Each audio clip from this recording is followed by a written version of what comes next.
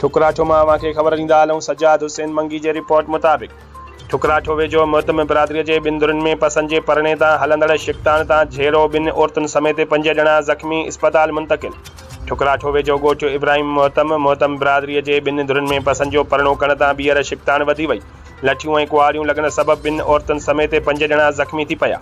ज़ख़्मियुनि में महमद खान मोहतम, गुलशर अहमद, माई बेगम आबदा ऐं शादी मोहतम शामिल आहिनि। ज़ख़्मियुनि खे वारस जुदा जुदा तौर ते मुबारकपुर थाणे ते खणाया आया, जितां ज़ख़्मियुनि खे मेडिकल लेटर ॾियण बैदि पनो आकिल तालका इस्पताल मुंतक़िल कयो वियो।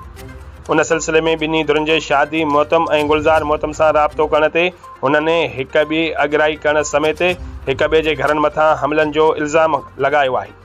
ॿिए पासे ॿुधायो पियो वञे त 3 महीना अॻु ज़ाहिद मोहतम सफ़ूरा मोहतम सां पसंद जो परणो कयो हो, जंहिंखां पोइ नारीअ पारां अदालत में पेश थी वारसनि सां गॾु वञण जो बयानु ॾिनो हुयो। जंहिं मामले जो फ़ैसिलो न थियण तां ॿिन्ही धुरनि में ॿीहर शिकतान वधी वई आहे ऐं झेड़े जे नतीजे में ॿिन्ही धुरनि जा 2 औरतुनि समेत 5 ॼणा ज़ख़्मी थी पिया आहिनि। एसएचओ मुबारकपुर सां इन बाबति मौक़िफ़ो वठण जी कोशिशि कई पर हुन फ़ोन न खईं।